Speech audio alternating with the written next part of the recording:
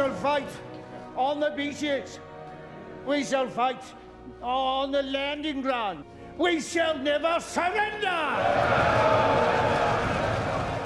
The scene opens with a single, resolute figure, pacing the halls of power, a cigar clenched in his teeth, eyes fixed on the map of war-torn Europe.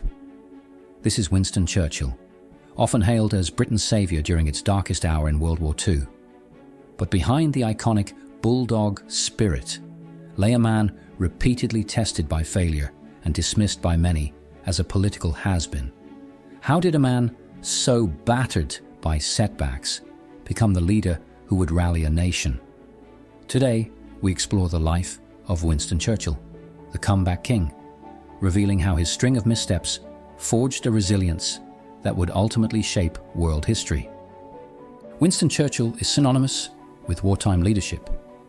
He was the Prime Minister who stood defiantly against Nazi Germany, delivering electrifying speeches that still echo in collective memory. Yet, before the triumph, Churchill's career looked more like a cautionary tale of brilliant ambition undone by controversy.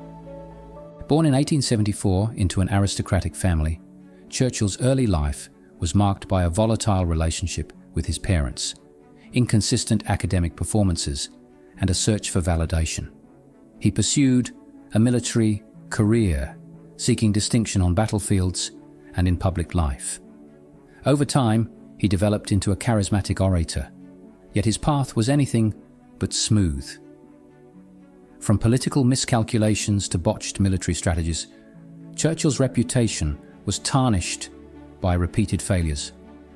This episode delves into how these personal and professional defeats set the stage for his greatest comeback in 1940, just when Britain needed him most. Churchill's initial rise began with a thirst for action and recognition. As a young cavalry officer, he traveled to Cuba, India, and Sudan, eagerly reporting back to British newspapers. His dispatches revealed a flair for storytelling and incisive observation, earning him both fame and a foothold in politics. By 1900, Churchill leveraged his military exploits to win a seat in Parliament. His sharp wit and confidence soon made him a prominent figure in the Conservative Party, though his restless spirit led him to switch to the Liberals in 1904, following disagreements over trade policy. Rapid promotions followed. At various points, he served as President of the Board of Trade, Home Secretary, and First Lord of the Admiralty. Colleagues were impressed by his intellect and oratory skills, yet quietly uneasy about his risk-taking nature.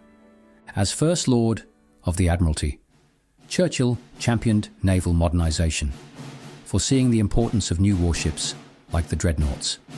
When World War I began in 1914, he was at the forefront of strategic planning. He seemed destined for greatness, until a miscalculation revealed his Achilles heel. That miscalculation was the Gallipoli campaign of 1915. Churchill believed a bold strike in the Dardanelles, intended to knock the Ottoman Empire out of the war, would relieve pressure on the Western Front. However, the operation turned into a disastrous quagmire. Allied forces suffered massive casualties, and Churchill, who had been the campaign's main advocate, was widely blamed.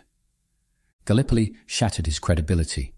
He was demoted and eventually resigned from the government. Newspapers and fellow politicians alike branded him reckless, arrogant, and dangerously impulsive. Churchill's ambitions suffered a severe blow, and he fell into a deep depression. Yet this period would become a crucible for the traits that would define his leadership decades later. Seeking redemption, Churchill rejoined the army briefly and served on the Western Front in France. There, he witnessed the brutal realities of trench warfare and felt the devastating loss of life firsthand. This direct exposure to the toll of conflict deeply shaped his perspective on the cost of war.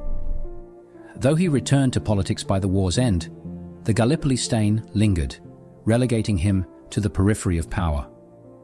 In the interwar years, Churchill's political fortunes rose and fell in rapid succession. He rejoined the Conservatives, took up various cabinet positions, and voiced strong opinions on issues from Indian self-governance to Britain's economic policies. Many within his party saw him as a relic, outspoken, unpredictable, and stubbornly holding on to the imperial worldview. This marginalization turned Churchill into something of a political outsider. Yet as Adolf Hitler rose to power in Germany, Churchill became one of the first major British voices to warn of the looming Nazi threat. He criticized Prime Minister Neville Chamberlain's policy of appeasement, sounding the alarm that Hitler was not someone to be placated with treaties and promises. Throughout the 1930s, he was derided as a warmonger. Few heeded his cries for increased military preparedness. Still, Churchill refused to stay silent, convinced that an existential threat to Britain and Europe was at hand. Ironically, the doom and gloom predictions that cost him popularity paved his path back to center stage. When war finally broke out in 1939, the public and Parliament realized Churchill's warnings had been prophetic. His old failures were overshadowed by his uncanny foresight. Churchill's life underscores how resilience is often born from failure. Repeated setbacks, from Gallipoli to political exile, tempered his brash instincts, teaching him caution without diminishing his courage. Psychologically, it forged a leader who combined bold vision with a somber recognition of war's human cost. Philosophically, Churchill's journey highlights the interplay between individual tenacity and historical necessity. His unwavering sense of purpose, first ridiculed, then revered, grew out of his conviction that freedom from tyranny is worth fighting for. His speeches during World War II echoed an almost existential defiance, blending realism about the devastation of conflict with unwavering hope for ultimate victory. He was also a study in complexity, with enormous personal flaws, a propensity for stubbornness, mood swings, and a sometimes colonialist mindset. Yet these traits coexisted with a fierce moral clarity about confronting evil. As Churchill famously noted, success is not final, failure is not fatal. It is the courage to continue that counts. This mantra encapsulates the philosophy behind his storied comebacks. Churchill's life resonates in today's world, where leaders often face career-derailing mistakes or find themselves sidelined by shifting political landscapes. What can we learn from the comeback king?